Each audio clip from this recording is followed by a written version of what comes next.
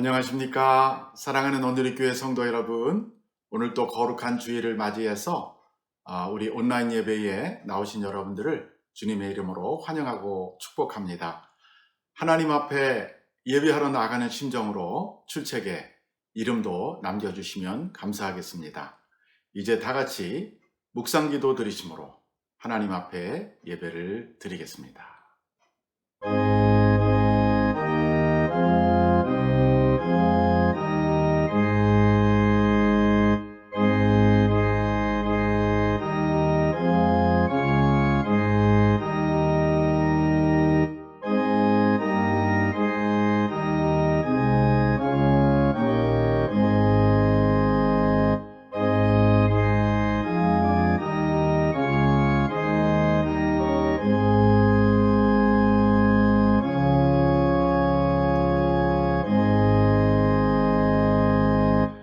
하나님이여, 주의 인자를 따라 내게 은혜를 베푸시며 주의 많은 긍휼을 따라 내 죄악을 지워 주소서. 나의 죄악을 말갛게 씻으시며 나의 죄를 깨끗이 제하소서. 내가 주께만 범죄하여 주의 목전에 악을 행하였사오니 주께서 말씀하실 때에 의로우시다 하고 주께서 시인하실 때 순전하시다 하리이다. 우슬초로 나를 정결하게 하소서. 내가 정하리이다. 나의 죄를 씻어 주소서. 내가 눈보다 희리이다. 하나님이여, 내 속에 정한 마음을 창조하시고 내 안에 정직한 영을 새롭게 하소서. 하나님이 구하시는 제사는 상한 심령이라. 하나님이여, 상하고 통회하는 마음을 주께서 멸시하지 아니하시리이다. 주의 구원의 즐거움을 내게 회복시켜 주시고 자원하는 심령을 주사 나를 붙드소서. 아멘. 거룩하시고 자비라우신 하나님 아버지, 지난 한 주간도 부족하고 연약한 우리를 불쌍히 여기사 삶의 현장에서 지켜주시고 보호해 주시다가 오늘 이렇게 여기까지 주님의 임재 앞에 주님을 예배하는 자리에 나와서 주님을 예배할 수 있도록 우리를 불러주시니 감사합니다. 오늘 우리가 드리는 이 예배가 하나님 아버지의 마음을 기쁘게 하며 오직 주님께만 영광이 되는 신령하고 참된 예배가 되게 하여 주옵소서.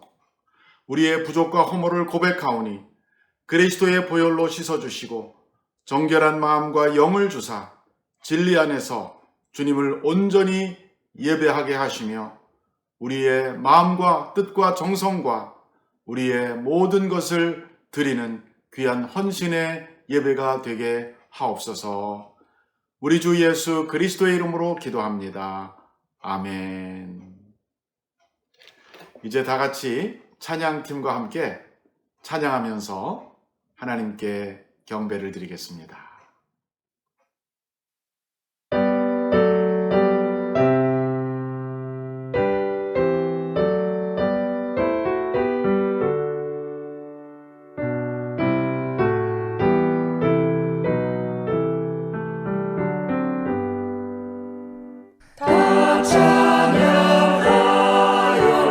전능왕 창조의 주께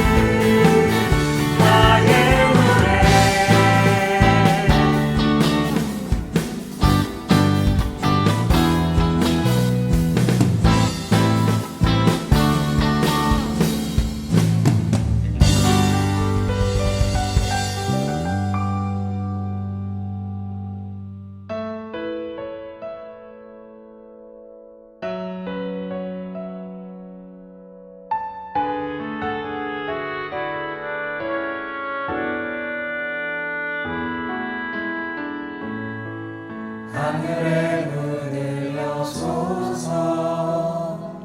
이곳을 주목하소서.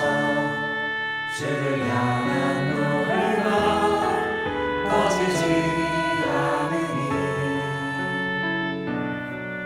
하늘을 열고 보소서. 이곳에 임재하소서. 주님을 기다립니다. 기도의 향기가 하늘에 닿으니 주여 임재하여 주소서. 이곳에 오셔서 이곳에 앉으소서. 이곳에서 드리는 예배를 받으소서.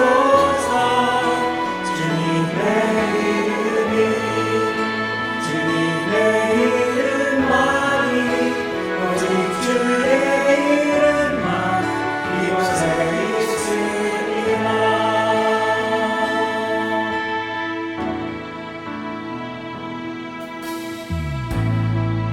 하늘의 문을 여소서. 이곳을 주목하소서.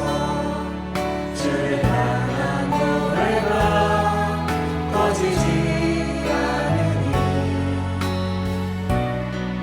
하늘을 열고 보소서. 이곳에 임재하소서. 주님을 기다립니다. 기도의 향기가 하늘에 닿으니 주여 임재하여 주소서. 이곳에 오셔서 이곳에 앉으소서. 이곳에서 드리는 예배를 받으소서. 주님의 이름이 주님의 이름만이 오직 주의 이름만 이곳에 있습니다. 이곳에 오셔서 이곳에 앉으소서. 이곳에서 드리는 예배를 받으소서. 주님의 이름이 주님의 이름만이 오직 주의 이름만 이곳에 있습니다. 주님의 이름이 주님의 이름만이 오직 주의 이름만 이곳에 있습니다.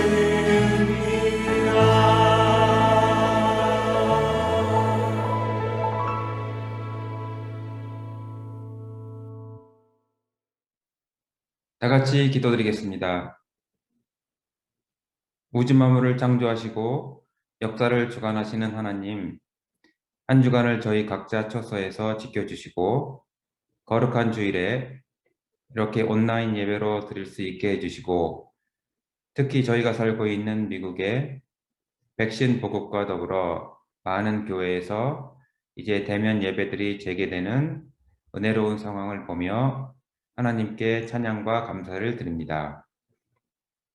지난 한 주 저희 삶 가운데 저희가 육체의 소욕에 따라 살면서 말, 생각, 행동에 있어 알고도 또는 모르고 지은 죄와 허물 이 시간 회개 드려오니 십자가의 보혈로 용서해 주시옵고, 저희가 말씀과 기도로 성령의 열매 맺는 장성한 믿음의 그리스도인으로서 살아가게 도와주시옵소서.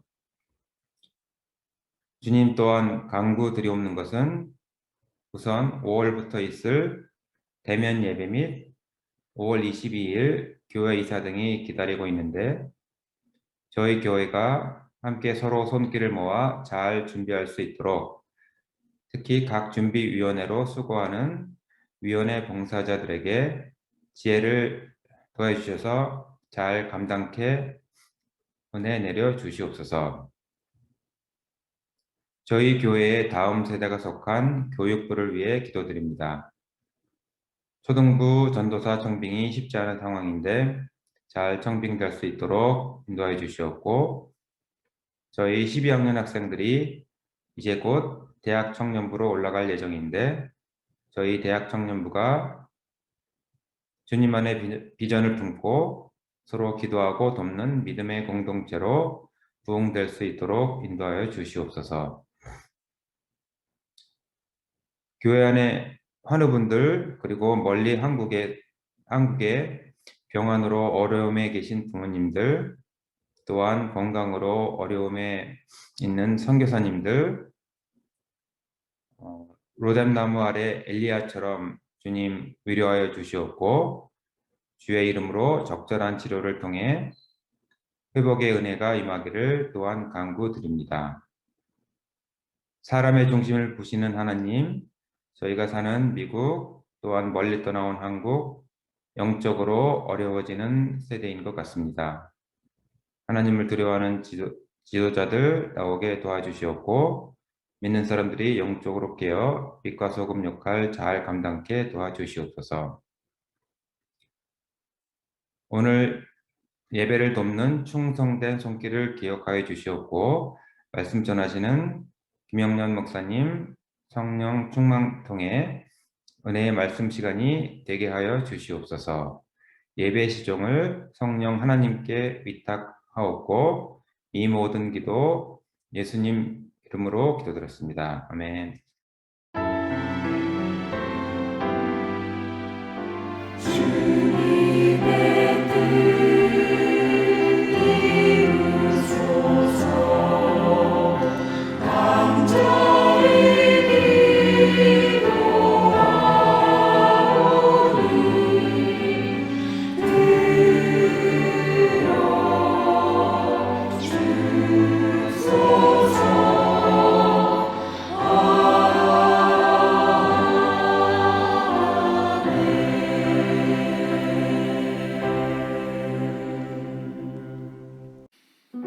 이제 우리 서로를 축복하는 축복의 찬양 부르겠습니다. 가정에서도 우리 엄마, 아빠, 자녀들하고 같이 서로 부부가 같이 축복하시기 바랍니다. 평화, 하나님의 평강이 당신의 삶에 넘쳐나기를. 평화, 하나님의 평강이 당신의 삶에 가득하기를 축복합니다.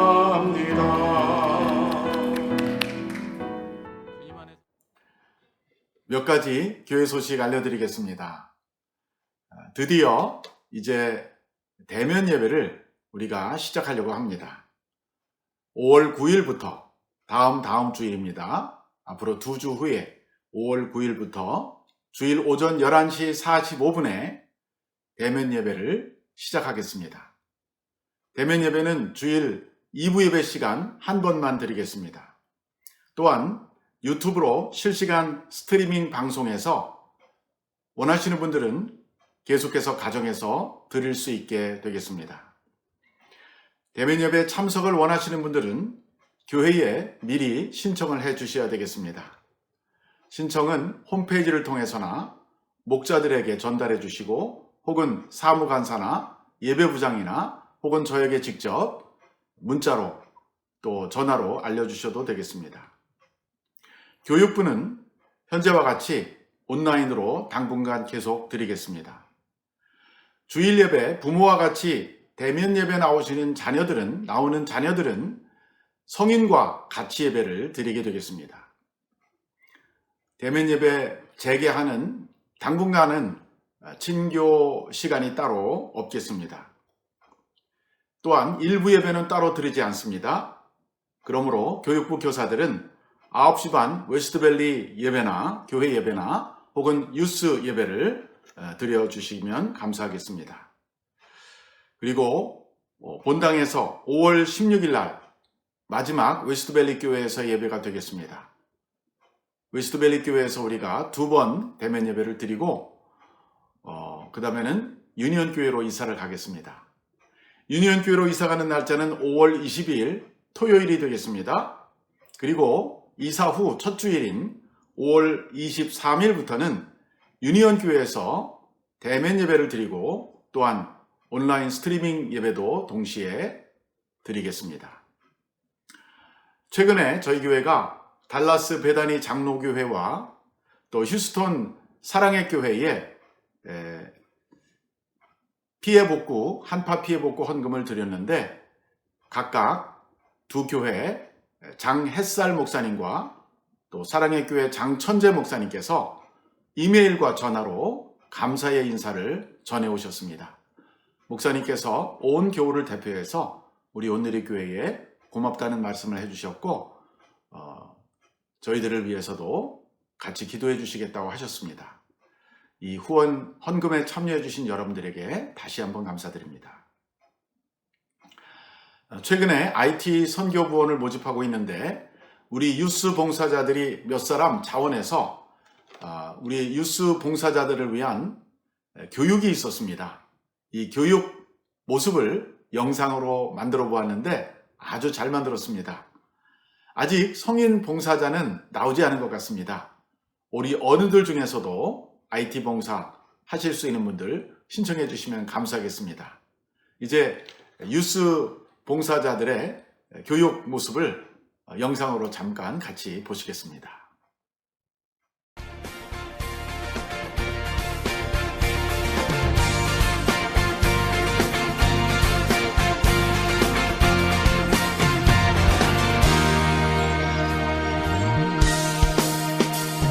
여호와의 집으로 올라가 성문 안에 우리 서리라.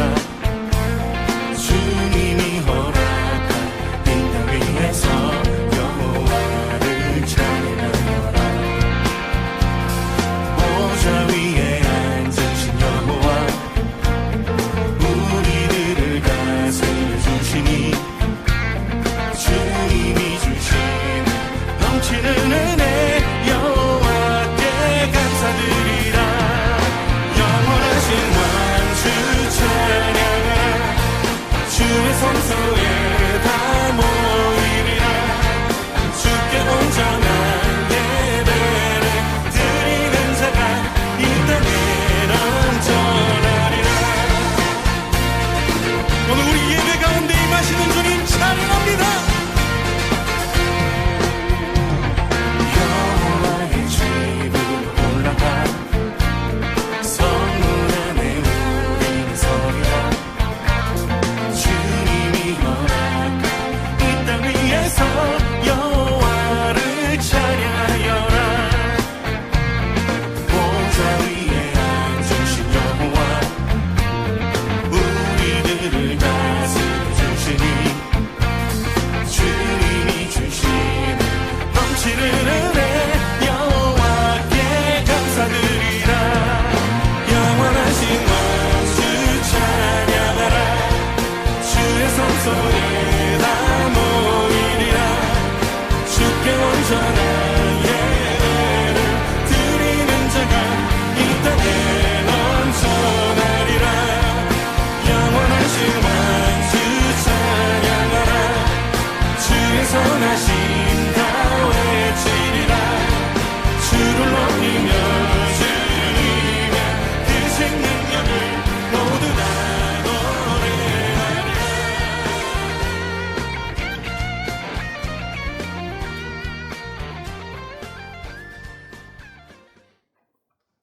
4월의 주제는 예수님의 부활입니다. 4월의 표를 다 같이 한번 큰 소리로 외쳐보겠습니다. 부활은 있습니다. 한 번 더. 부활은 있습니다. 주제 선고입니다. 다 같이. 예수께서 이르시되 나는 부활이요 생명이니 나를 믿는 자는 죽어도 살겠고 무릇 살아서 나를 믿는 자는 영원히 죽지 아니하리니 이것을 내가 믿느냐? 요한복음 11장 25절에서 26절입니다. 영어로도 읽어보겠습니다. Jesus said to her, I am the resurrection and the life. He who believes in me will live, even though he dies. And whoever lives and believes in me will never die. Do you believe this? John chapter 11 verse 25 and 26. 아멘. 오늘 우리에게 주시는 말씀은 요한복음 21장 1절로 13절입니다. 요한복음 21장 1절로 13절을 다 같이 한 목소리로 봉독하겠습니다. 그 후에 예수께서 디베랴 호수에서 또 제자들에게 자기를 나타내셨으니 나타내신 일은 이러하니라. 시몬 베드로와 디두모라 하는 도마와 갈릴리 가나 사람 나다나엘과 세베대의 아들들과 또 다른 제자 둘이 함께 있더니 시몬 베드로가 나는 물고기 잡으러 가노라 하니 그들이 우리도 함께 가겠다 하고 나가서 배에 올랐으나 그날 밤에 아무것도 잡지 못하였더니 날이 새어갈 때에 예수께서 바닷가에 서셨으나 제자들이 예수이신 줄 알지 못하는지라. 예수께서 이르시되 얘들아 너희에게 고기가 있느냐? 대답하되 없나이다. 이르시되 그물을 배 오른편에 던지라. 그리하면 잡으리라 하시니 이에 던졌더니 물고기가 많아 그물을 들 수 없더라. 예수께서 사랑하시는 그 제자가 베드로에게 이르되 주님이시라 하니 시몬 베드로가 벗고 있다가 주님이라 하는 말을 듣고 겉옷을 두른 후에 바다로 뛰어내리더라. 다른 제자들은 육지에서 거리가 불과 한 50칸쯤 되므로 작은 배를 타고 물고기 든 그물을 끌고 와서 육지에 올라보니 숯불이 있는데 그 위에 생선이 놓였고 떡도 있더라. 예수께서 이르시되 지금 잡은 생선을 좀 가져오라 하시니 시몬 베드로가 올라가서 그물을 육지에 끌어올리니 가득히 찬 큰 물고기가 153마리라. 이같이 많으나 그물이 찢어지지 아니하였더라. 예수께서 이르시되 와서 조반을 먹으라 하시니 제자들이 주님이신 줄 아는 고로 당신이 누구냐 감히 묻는 자가 없더라.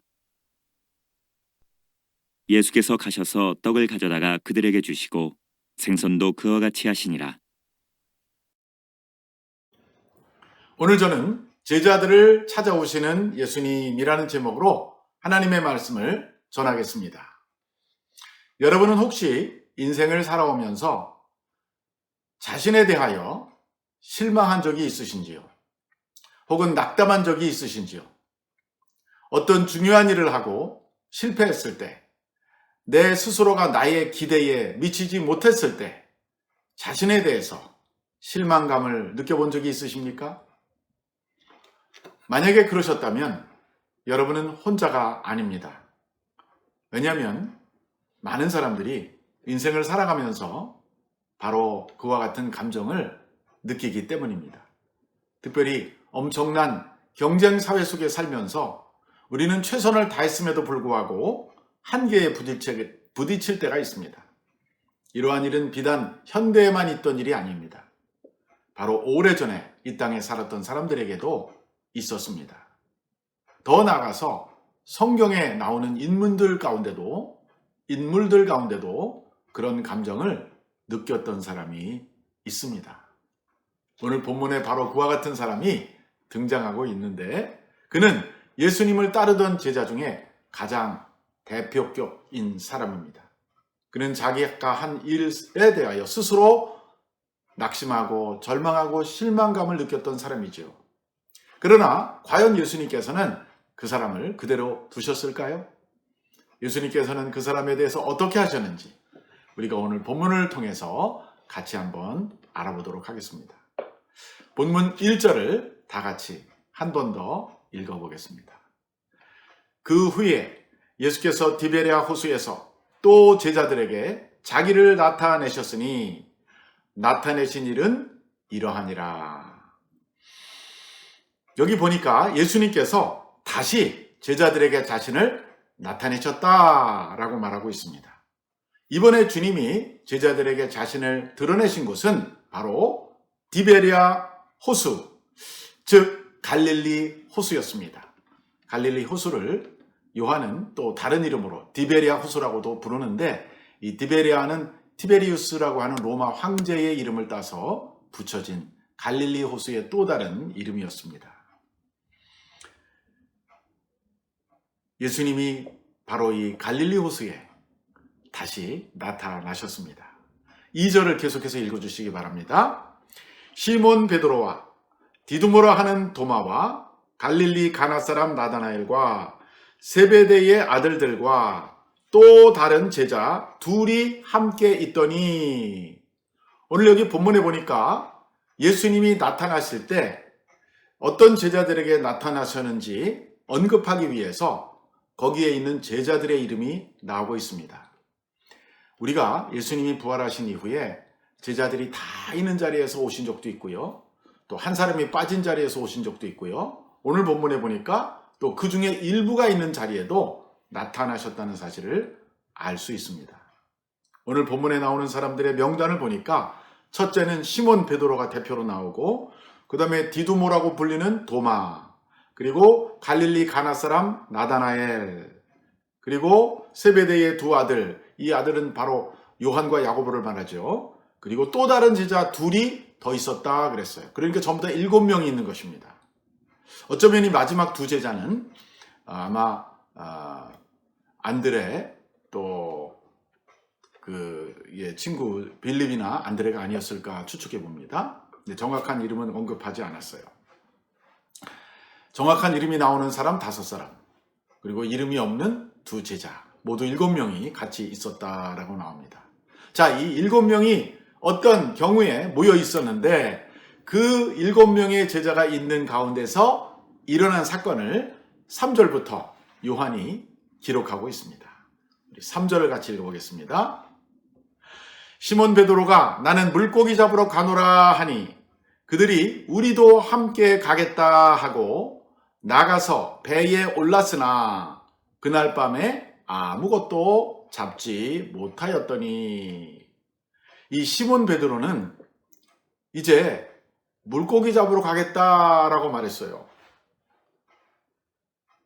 이것을 보면 베드로가 예수님이 다시 부활하신 것을 알고도 아직 어떤 특별한 사명이나 어떤 미션의 의식이 결여되어 있는 것 같습니다.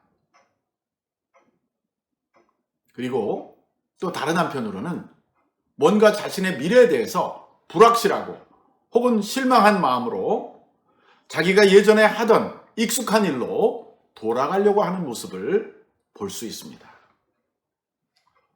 베드로가 예수님 만나기 전에 갈릴리 바닷가 어부였잖아요. 그러니까 그것에 아주 오랫동안 어부 노릇을 하던 사람인데, 불과 3년 정도 어부의 기간보다는 짧은 기간 동안 예수님을 따라다니다가 예수님이 돌아가시고 죽으시고, 물론 부활하셨지만 아직 뚜렷한 어떤 미션의 의식이 생기지 않았을 때, 또한 베드로는 예수님에 대해서 미안한 마음이 있을 때 그는 자기가 과거에 했던 일로 회개하고 있습니다. 돌아가려고 하고 있는 거죠. 어쩌면은 이제 먹고 살아야 되니까 생활을 위해서 그렇게 갔을 수도 있다. 충분히 우리가 그렇게 추측해 볼 수 있습니다. 이제 베드로가 가겠다고 하니까 그동안에 베드로와 함께 예수님을 따라다니던 다른 제자들도 아마 특별히 할 일이 없었던 것 같아요. 그리고 자기들이 과거에 그런 일에 익숙했던 사람들이니까 나도 갈래 하면서 6명이 다 따라온 것입니다. 그래서 그들은 이제 한 팀이 돼서 베드로와 6 제자가 7명이 고기를 잡으러 갈릴리 바다로 배를 몰고 들어갑니다. 그리고 오늘 본문에 보니까 그들이 밤새도록 고기를 잡았다고 그래요. 물론 고기를 잡으려고 노력을 했던 것입니다. 그런데 아무것도 잡지 못했습니다. 그들의 실력이 혹시 3년 동안 어부 노릇을 안 해서 사라진 것일까요? 아니면 그날따라 모든 고기들이 갈릴리 바다의 다른 지역으로 다 이동해버린 것일까요? 우리가 정확한 이유는 모르겠지만 어쨌든 그들은 밤새도록 수고를 했는데 한 마리도 잡지 못했습니다. 이제 날이 새어가고 있습니다. 4절을 읽어주십시오. 시작. 날이 새어갈 때에 예수께서 바닷가에 서셨으나 제자들이 예수이신 줄을 알지 못하는지라. 이제 벌써 밤 12시, 밤 3시, 새벽 5시가 지나고 먼동이 훤히 터오를 때쯤에 아직은 완전히 밝지는 않지만 어두컴컴한 가운데서 사람을 알아볼 수 있을 정도가 되었을 때 바닷가에 누군가가 서 있는 것입니다. 오늘 본문에 보니까 예수님이라고 나와요. 그런데 아직 제자들은 그분이 예수님인지 모르고 있습니다. 5절입니다. 5절 읽어주세요.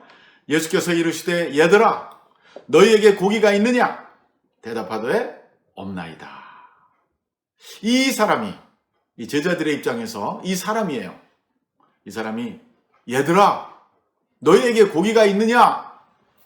영어에 보니까 Dear friends, do you have some fish? 이렇게 물어봤어요. 매우 친근한 표현입니다. 난 모르는 사람들에게 쓸 수 없는 표현이죠. 그런데 제자들도 별로 놀라지 않고 대답을 합니다. 그들은 한 마리도 없습니다 라고 대답을 했습니다. 또 그건 사실이었고요. 그러자 그 사람이 하는 말이 6절에 나옵니다. 6절을 같이 읽어주세요. 이르시되 그물을 배 오른편에 던지라 그리하면 잡으리라 하시니 이에 던졌더니 물고기가 많아 그물을 들 수 없더라. 이 사람이 제자들한테 오른편에 그물을 던져봐요 이렇게 말한 것입니다. 제자들이 그때 어떤 마음이 들었을까요?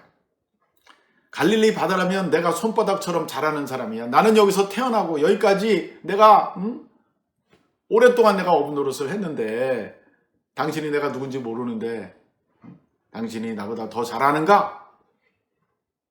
우리가 밤새도록 고기를 못 잡았는데 당신이 말대로 한다고 뭐 달라질 거 있을까? 라고 생각할 수 있었습니다.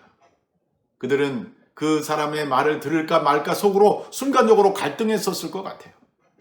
여러분이 만약에 그 자리에 계셨다면 어떠하시겠어요?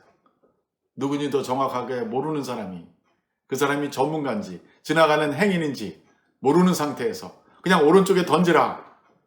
그분들이 오른쪽도 왼쪽도 앞에도 뒤에도 다 360도 다 그물을 던져봤을 텐데 또 던지라고 하니까 아마 귀찮아서 힘들어서 안 던질 수도 있었죠. 근데 오늘 본문에 보면 이 제자들이 그 사람의 말을 따라서 그물을 던져보았어요. 이 사건은 예수님의 사역 초기에 있었던 베드로의 사건과 상당히 대조를 이룹니다. 왜냐하면 오늘 이 사람의 말을 따라서 베드로와 일행이 그물을 던졌을 때 고기가 아주 많이 잡혔어요. 굉장히 많이 잡혔습니다. 그런데 성경에 보니까 그물이 찢어지지 않았다 그랬어요. 근데 누가복음 5장에 가면 아주 비슷한 사건이 하나 나옵니다. 근데 시간은 훨씬 초기예요. 예수님이 베드로를 부르실 때의 장면이에요. 그때만 하더라도 베드로는 아직 어부로 살고 있었어요. 예수님께서 갈릴리 바닷가에 왔는데 사람들이 너무나 한꺼번에 몰려오니까 사람과 예수님 사이를 띄기 위해서 한 배에 오르셨는데 그게 바로 시몬 베드로의 배였습니다. 그래서 육지에서 띄기를 청하시고 말씀을 전한 다음에 베드로한테 말씀하시죠. 저 깊은 데로 가서 그물을 내려보라. 그때 베드로가 한 유명한 말, 우리가 밤새도록 그물을 던졌지만 잡은 것이 없지만 당신의 말씀에 의지하여 내가 그물을 내리겠습니다. 그리고 그물을 내렸을 때 고기가 아주 많이 잡혔습니다. 그리고 거기에 누가복음에 보면 그물이 찢어지는지라 그랬어요. 누가복음 5장 6절에 나온 말씀이에요. 그래서 그들은 동료들에게 손짓해서 빨리 와서 도와달라고. 그물이 찢어지면 고기가 다 새어나가지 않겠습니까? 그런데 오늘은 다릅니다. 오늘은 그물에 고기가 꽉 찼는데도 그물이 찢어지지 않았어요. 들 수 없을 정도였는데 차이가 생겼죠. 예수님을 처음 만났을 때 그리고 예수님을 이제 헤어지기 직전에 어떻게 보면 그죠? 부활하시고 나서. 자, 7절을 계속해서 읽어주시기 바랍니다. 예수께서 사랑하시는 그 제자가 베드로에게 이르되 주님이시라 하니 시몬 베드로가 벗고 있다가 주님이라 하는 말을 듣고 겉옷을 두른 후에 바다로 뛰어내리더라. 자, 이 바닷가에 혹은 호숫가에 서 있던 이 사람, 자기들에게 그 배 오른편에다가 던지려고 했던 이 사람이 누군지를 제일 먼저 알아본 사람은 바로 요한이었습니다. 이 요한복음의 저자인 요한이 먼저 알아봤어요. 그는 자신이 쓰는 복음서에서 자기를 예수의 사랑하시는 제자라고 부르고 있어요. 너무 재밌지 않아요, 여러분? 자기가 자기를 요한이라고 말하지 않고 예수가 사랑하시는 그 제자 이렇게 항상 쓰고 있습니다. 한두 번이 아닙니다. 요한복음에 보면 그런 표현이 여러 번 나와요. 그는 과연 12제자 중에서도 예수님에게 가장 가까이 지근거리에서 예수님을 사랑하고 예수님을 섬기고 예수님을 따랐던 제자인 것이 분명합니다. 한 가지 특징, 예수님이 십자가에 돌아가실 때 어머니를 맡겼던 제자이기도 해요. 예수의 사랑하는 제자를 향해서 요한아 내 어머니다. 또 어머니한테는 어머니 이제 아들입니다 이렇게 했던 사람이 또 요한입니다. 그가 오늘도 예수님을 제일 먼저 알아봤어요. 여러분, 여러 사람이 있는 가운데서 어떤 사람을 제일 먼저 알아보는 사람은 그 사람을 제일 친밀하게 아는 사람일 것입니다. 자, 그 말을 듣고 베드로가 깜짝 놀랍니다. 뭐? 주님이야? 예수님이야? 그리고 겉옷을 두른 후에 바다로 뛰어내렸다. 바다로 뛰어내린 것은 예수님에게 가려고 한 거죠. 근데 좀 앞뒤가 안 맞잖아요. 왜냐하면 보통 사람들은요, 배 위에서는 옷을 입고 있다가 수영을 하려고 물에 들어갈 때 오히려 옷을 벗지 않습니까? 근데 오늘 이 베드로의 경우는 거꾸로예요. 오히려 일을 할 때, 작업을 할 때 우통을 벗고 있다가 이제 자기가 벗은 것을 알고 예수님이라는 소리를 듣고 오히려 입지 않던 옷을 입고 물속으로 뛰어 들어갔다는 거예요. 조금 이상하지 않아요, 여러분? 왜 그랬을까요? 우리는 여기서 베드로의 심리를 읽어볼 수 있습니다. 사실 베드로는 예수님을 만나기가 미안한 거예요. 왜냐하면 예수님 잡히기 전에 예수님께서 너희가 다 나를 배반할 것이다, 나를 버릴 것이다 그럴 때 예수님한테 베드로가 다른 사람은 다 주님을 버릴지라도 나는 결코 버리지 않겠습니다라고 큰 소리 쳤던 사람이에요. 그런데 불과 한두 시간 후에 예수님이 체포되시고 그 가야바의 그 관저에서 신문당할 때 어린 여종이 와서 베드로에게 당신도 저 사람하고 한패 아니요? 라고 했을 때 베드로가 어떻게 하죠? 맞아, 나도 저 사람과 함께 죽으러 왔어 라고 한 것이 아니라 나는 모른다 부인했어요. 2번, 3번 저주하고 맹세하고 부인했었습니다. 자, 예수님이 부활하신 다음에 베드로는 예수님을 다시 대하기가 죄송스러운 거예요. 그분의 사명이나 부탁을 아직 뚜렷하게 받기도 전이었기 때문에 더군다나 그는 옛날 자기가 하던 직업으로 돌아가려고 했던 것입니다. 또 자기 혼자만 돌아가는 게 아니라 다른 동료 6명을 같이 데리고 지금 고기 잡으러 왔던 것이죠. 기대하지 않았던 뜻밖의 장소에서 그 주님이 나타났다는 소리를 들었을 때 베드로는 순간적으로 깜짝 놀랐을 것이고 반가웠지만 다른 한편으로는 예수님을 대하기가 죄송하고 민망해서 자기도 모르게 벗었던 옷을 겉옷으로 두르고 물속에 뛰어들었던 것입니다. 자, 그 다음 절을 한번 읽어주십시오. 8절입니다. 다른 제자들은 육지에서 거리가 불과 한 50간쯤 되므로 작은 배를 타고 물고기 든 그물을 끌고 와서 자, 그때 다른 제자들은 무엇을 하고 있었을까요? 베드로가 이렇게 물속에 뛰어들어서 예수님 향해 달려가고 있을 때 다른 제자들은 또 다른 작은 배를 가지고 이 많은 물고기에 정말 그 물고기가 그물에 걸려서 힘들어하고 있는 이 메인 배, 아마도 베드로와 요한의 배였던 것 같아요. 그 배를 향해서 도와주러 가고 있습니다. 근데 그 거리가 육지로부터 약 50간 떨어졌다고 그랬는데 이 50칸을 영어 성경에 보니까 100야드라고 번역이 됐어요. 1야드가 약 91cm니까 100야드는 한 91m 정도 됩니다. 그러니까 100m가 조금 안 되는 거리에 바닷가로부터 이들의 배가 떨어져 있던 것을 알 수 있어요. 그들은 그 작은 배를 몰고 이 물고기가 잔뜩 든 그물을 끌고 함께 육지로 나갔던 것입니다. 자, 이제 제자들이 드디어 육지에 도착이 되었어요. 그 다음에 어떤 일이 일어났어요, 여러분? 궁금하시죠? 그 구절을 같이 읽어주시기 바랍니다. 육지에 올라보니 숯불이 있는데 그 위에 생선이 놓였고 떡도 있더라. 자, 그들이 육지에 올라와 보니까 놀라운 광경이 펼쳐졌어요. 거기에는 숯불이 벌겋게 타오르고 있었고 그 위에는 생선이 지글지글 구워지고 있었습니다. 그리고 그 옆에는 떡도 있었어요. 사실 떡이라는 것은 순수 한국말인데 그 당시 이스라엘 사람들이나 중동 사람들이 먹던 밀가루 이렇게 지짐같이 생긴 피따라고 하는데 밀가루를 반죽해서 구운 빵이죠. 완벽한 아침 식사가 준비된 모습이 드러난 것입니다. 추운 갈릴리 바다에서 밤새도록 일해서 떨고 있던 제자들에게 그 숯불은 얼마나 반가웠을까요? 또 그들은 배가 얼마나 고팠겠어요. 에너지를 다 사용했기 때문에 이제 뭔가 에너지를 보충해야 되는데 생선과 고기, 완벽한 식탁이 그들을 기다리고 있었던 것입니다.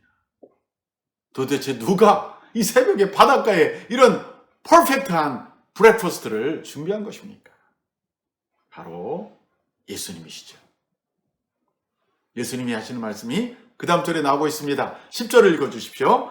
예수께서 이르시되 지금 잡은 생선을 좀 가져오라 하시니 예수님은 이제 방금 물에서 올라온 제자들에게 떨고 있는 배고파하는 제자들에게 지금 잡은 생선을 좀 가져올래? 라고 말씀하십니다. 이미 생선 위에 숯불 위에 생선도 있고 떡도 있지만 예수님께서는 아마 제자들에게 말을 걸고 싶으셨을 것 같아요.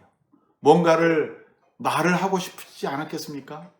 그리고 또 생선이라고 하는 것은 가장 물에서 나온 시간이 적을수록 프레시하고 신선한 것이니까 그 생선을 달라고 말씀하셨습니다. 그 다음 11절을 같이 읽어주시기 바랍니다. 시작. 시몬 베드로가 올라가서 그물을 육지에 끌어올리니 가득히 찬 큰 물고기가 153마리라. 이같이 많으나 그물이 찢어지지 아니하였더라. 자, 생선을 더 달라 하시는 주님의 말씀에 베드로는 그물에 걸린 고기들을 육지로 다 끌어오고 그것을 하나씩 세기 시작했습니다. 본문에 보니까 큰 물고기라고 그랬어요. 그러니까 알이 굵은 고기들만 잡혔는데 다 세고 보니까 153마리가 된 것입니다. 이렇게 많은 고기가 잡혔는데도 그물이 찢어지지 않았다는 거예요. 베드로가 처음 주님을 만났을 때 그가 깊은 곳에 가서 던졌을 때는 그물이 찢어졌었어요. 고기가 너무 많아서. 그런데 오늘 부활하신 주님을 만나서 부활하신 주님의 말씀대로 그물을 던졌을 때는 그물이 찢어지지 않았던 것입니다. 주님께서는 그날 베드로의 그물까지도 보호해 주셨던 것이죠. 자, 그 다음에 12절을 읽어주십시오. 예수께서 이르시되 와서 조반을 먹으라 하시니 제자들이 주님이신 줄 아는 고로 당신이 누구냐 감히 묻는 자가 없더라. 이런 어색한 분위기에서 먼저 말을 꺼내신 분은 예수님이셨습니다. 그분은 제자들에게 이리 와서 조반을 먹으라. Come here and have a breakfast. 아침 식탁에 초대하신 것입니다. 본문은 이렇게 말합니다. 제자들이 주님이신 줄을 아는 고로 당신이 누구냐 감히 묻는 자가 없더라. 제일 먼저 예수님을 알아왔다는 사람은 요한이었죠. 그 다음엔 베드로, 그리고 모든 제자들이 주님이신데 속으로는 말을 했을 것 같아요. 감히 입으로는 말하지 못했다는 거예요. 아마 제자들 공통적으로 마음이 찔렸을 수도 있어요. 우리가 지금 뭐 하고 있었던 거지? 우리가 3년 동안 예수님 제자 훈련 받았는데 지금 우리가 뭐 하고 있는 거예요? 옛날 하던 일로 돌아갔잖아. 그래서 더 아마 말을 못했을 것 같습니다.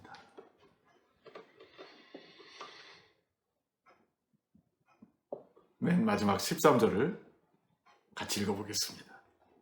예수께서 가셔서 떡을 가져다가 그들에게 주시고 생선도 그와 같이 하시니라. 어쩌면 그 제자들이 생선이나 떡을 많이 먹지 않았겠습니까? 여러분들이 만약에 그런 상황이라면 얼마나 배가 고프셨겠어요? 밤새도록 작업하고 나서 아침에 따뜻한 불에 구운 떡과 고기를 많이 먹은 것이죠. 부족했던 것 같아요. 그래서 예수님은 가셔서 떡을 더 가져오셨어요. 자, 그러면 이 떡은 어디서 난 겁니까? 언제 구우신 겁니까? 이런 질문이 생길 수 있죠. 이것은 우리가 주님을 우리 같은 수준으로 생각할 때 나오는 질문이에요, 사실은. 우리 주님은 어떤 분이십니까? 그분은 무에서 유를 창조하신 분이십니다. 말씀으로 세상을 지으신 분이십니다. 오병이어로 5,000명을 먹으셨던 분이십니다. 그분은 필요하면 얼마든지 말씀으로 떡을 만드실 수 있는 유일한 분이십니다. 그 배가 고픈 제자들에게 예수님은 충분한 떡을 공급해 주시고 생선은 그들이 이미 많이 잡아왔으니까 생선도 충분히 공급해 주었던 것이죠. 여기서 우리는 예수님이 어떤 분인가, 예수님은 도대체 어떤 인격과 성품을 가지신 분인가를 알 수 있습니다. 그분은 무엇보다도 섬기시는 분이십니다. 그분은 전에도 제자들에게 이렇게 말씀하신 적이 있어요. 인자가 온 것은 섬김을 받으려 함이 아니라 도리어 섬기려 하고, 그죠? 인자는 자기를 말하잖아요. 예수님이 나는 섬김을 받으려 온 게 아니라 나는 섬기러 왔어 라고 말씀하셨어요. 우리 중에 누가 더 예수님을 닮은 사람이겠습니까? 섬김을 받는 사람이 아니라 섬기는 사람이 예수님을 더 닮은 사람이 될 것입니다. 추운 밤, 밤이 새도록 호숫가에서 물고기도 잡지 못하고 애쓰던 제자들이 물가에 나왔을 때 예수님은 그들을 꾸짖거나 그들을 책망하신 것이 아니라 그들에게 따뜻한 불을 피워주시고 그리고 생선을 구워주시고 떡을 준비하셔서 그들을 충분히 만족시켜 주신 것입니다. 주님은 하늘의 임금이시고 온 세상을 창조하신 위대하신 분임에도 불구하고 천사보다도 높으신 분임에도 불구하고 바로 연약하고 실패하고 실망하고 낙심하고 좌절하고 과거로 돌아가려고 하는 그 제자들에게 찾아오셔서 그들의 필요를 채워주시고 그들을 섬겨 주셨던 것입니다. 이제 말씀을 맺겠습니다. 자신에게 실망하고 모든 것을 포기하고 싶을 때가 있으셨나요? 주님을 따른다고 말했지만 한계를 느끼며 자신의 헌신에 대해서도 만족하지 못하고 오히려 자신에 대해 부끄러운 모습을 느껴보신 적이 있으시지요? 오늘 베드로가 그런 마음이었을 것입니다. 그러나 예수님은 베드로를 끝까지 포기할 수 없었습니다. 그리고 그를 찾아오셨습니다. 그리고 그를 정죄하지 않으시고 그를 위로하고 격려하셨습니다. 말로가 아니라 행동으로 그렇게 해주셨던 것이죠. 우리가 믿는 주님은 바로 그런 분이십니다. 우리는 예수 그리스도의 성품에 대해서 때로는 오해를 할 때가 있어요. 그분은 harsh한 분이 아니십니다. 그분은 엄하신 분이 아니십니다. 그분은 우리의 연약함을 이해하시는 하늘 아버지이십니다. 하늘 아버지의 아들이십니다. 주님은 부활하셨고 이제는 성령을 통해 오늘 우리 곁에 우리 가운데 계십니다. 어떤 실망스러운 일이 우리 인생에 일어나더라도 끝까지 포기하지 마십시다. 왜? 예수님이 우리를 포기하지 않으시기 때문입니다. 예수님이 여러분을 포기하지 않으시기 때문입니다. 그분은 우리의 좋은 스승이시고 친구시고 격려자시고 동시에 세상을 다스리는 놀라운 위대한 왕이십니다. 그분을 찬양합니다.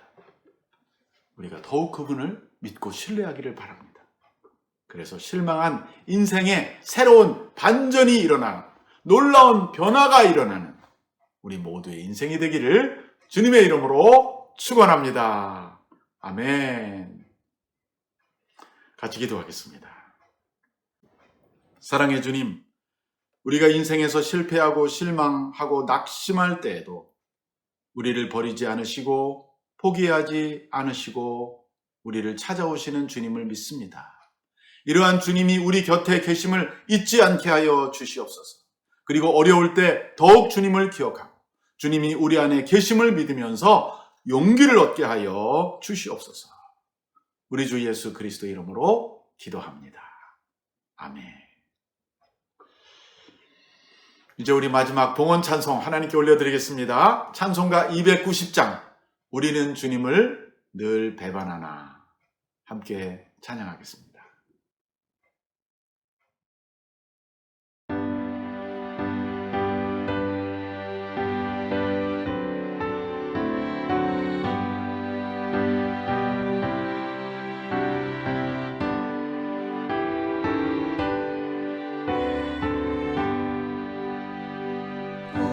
우리는 주님을 늘 배반하나 내 주 예수 여전히 날 부르사 그 참되신 사랑을 베푸시나니 내 형제여 주님을 꼭 따르라. 주 널 위해 비네 주 널 위해 비네 주 널 위해 비네 항상 비시네. 주께서 풍성한 은혜를 내려 내 영혼이 나날이 복 받으니 주 예수를 너희도 구주로 섬겨 못 따르면 풍성한 복 받겠네. 주 널 위해 비네 주 널 위해 비네 주 널 위해 비네 항상 비시네.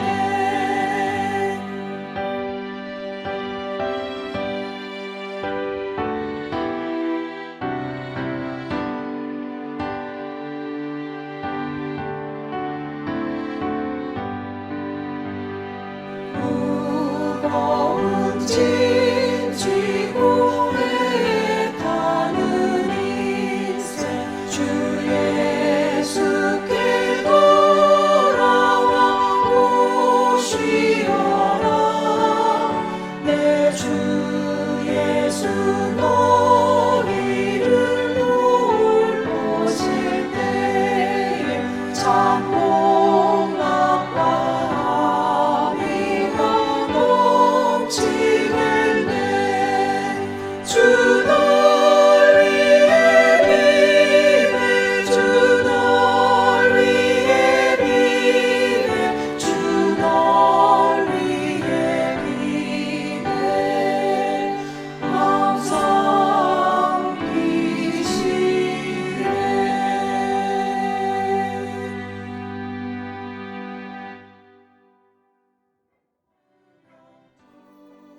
이제 오늘 말씀을 생각하시면서 몇 가지 기도 제목을 놓고 같이 기도하겠습니다. 첫째, 인생에서 실망하고 낙심될 때 예수님이 먼저 우리를 찾아오시고 위로해 주신다는 사실을 늘 잊지 않게 하여 주시옵소서. 두 번째, 우리의 필요를 아시고 채워주기 원하시는 예수님이 성령을 통해 오늘 나와 함께 하시고 우리 가운데 계신 것을 믿게 하여 주시옵소서. 세 번째, 생활 속에서 어려운 일을 당할 때 먼저 주님의 인도하심과 도우심을 구함으로 놀라운 기적을 체험하는 나와 우리 모두가 될 수 있도록 우리를 위해서, 자신을 위해서, 서로를 위해서 이 시간 통성으로 같이 기도하겠습니다. 하나님 아버지 감사합니다. 실망하고 절망하고 과거로 돌아가는 베드로와 제자들을 찾아오셔서 위로하시고 섬겨주시는 주님의 모습을 보았습니다. 우리가 인생에서 실망하고 낙심되고 주님이 먼저 우리를 찾아오시며 위로해 준다는 사실을 잊지 않게 하여 주옵소서. 우리의 필요를 아시고 채워주시기 원하시는 예수님을 성령을 통해 오늘 나와 함께 하심을 확실히 믿게 하여 주시옵소서. 생활 속에서 어려운 일을 당할 때 먼저 주님의 인도하심과 도우심을 구하고 놀라운 기적을 체험하게 주시옵소서. 기도하겠습니다. 하나님, 오늘도 우리에게 거룩한 주일날 주님 앞에 나와 예배드리게 하시니 감사합니다. 또 귀한 말씀도 주시니 감사합니다. 이제 이 시간에는 우리의 귀한 것을 구별하여 주님 앞에 예물로 드립니다. 소득의 11조와 주일헌금과 감사헌금과 선교헌금과 구제헌금과 또 여러 가지 제목으로 드리는 예물을 기뻐 받아주시고 하나님의 나라와 그의 영광을 위하여 사용하여 주옵소서. 예물을 드리는 성도들의 손길을 축복하시고 그 손으로 하는 모든 일이 잘 되고 복을 받게 하여 주시옵소서.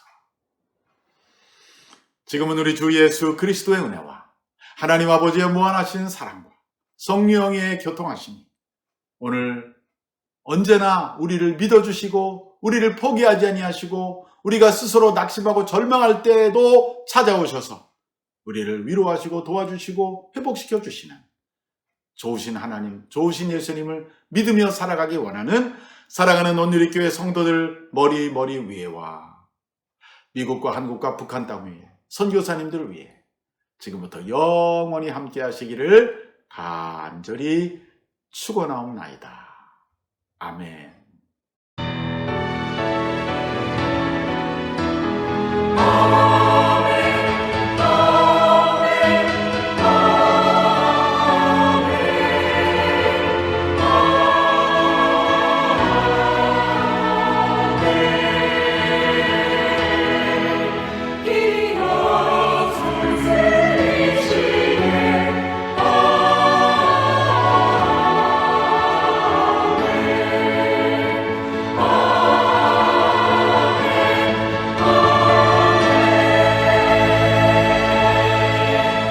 예배를 마쳤습니다. 한 주간 동안 승리하시기 바랍니다.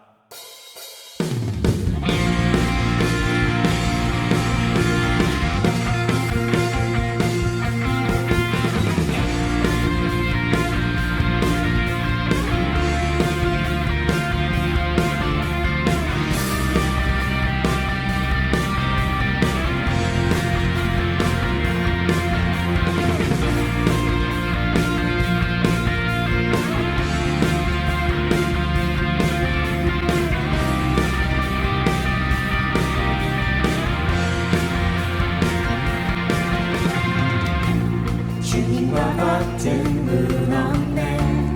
하늘과 땅 만드신 주 끝없는 기쁨을 채우시네.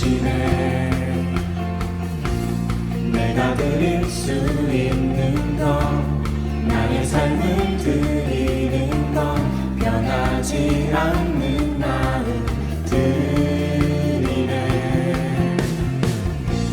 주님과 같은 분 없네. 하늘과 땅 만드신 주 끝없는 기쁨을 채우시네. 내가 드릴 수 있는 것 나의 삶을 드리는 것 변하지 않는 마음 드리네. 내 모든 삶 당신께 속했네. 모든 주 향한 노래되네. 주님 모든 열방의 기쁨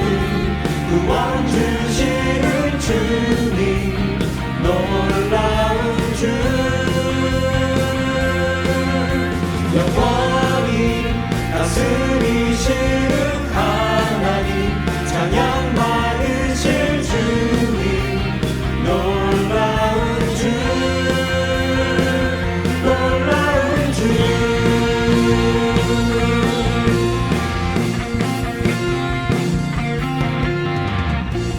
매일 아침 구하는 것 끝없는 주의 신실한 그 임재 보기를 나 바라네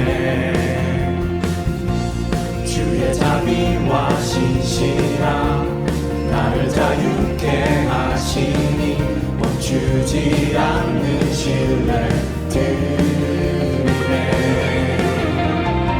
내 모든 삶 당신께 속했네 모든 주 향한 노래 되네 주님 모든 열방의 기쁨 구원 주시는 주님 놀라운 주 영원히 다스리시는 하나님 찬양 받으실 주님 놀라운 주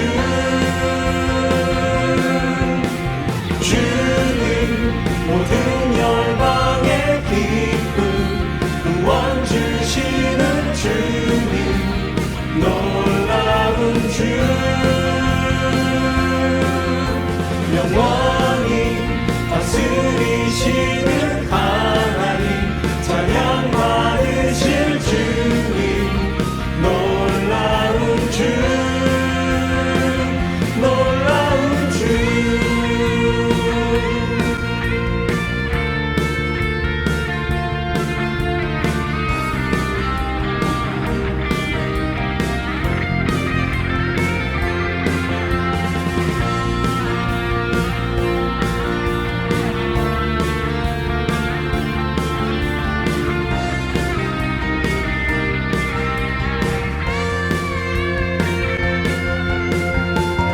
내 모든 삶 당신께 속했네 모든 호흡 주 향한 노래 되네 내 모든 삶 당신께 속했네 모든 호흡 주 향한 노래 되네 주 향한 노래 되네 주님 모든 열방의 기쁨 구원 주시는 주님 놀라운 주